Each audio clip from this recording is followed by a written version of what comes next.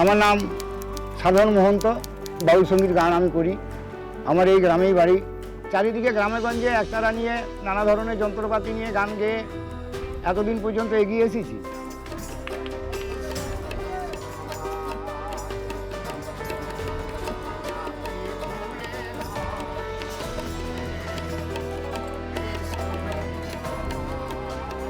এখন বর্তমানে এই পরিবর্তন হওয়ার পরে আমরা কিছু ভাতা পাচ্ছি, আমাদের সংসারেও কিছু উন্নতি দেখা দিয়েছে। এখন আমরা খুবই গর্বিত স্যার।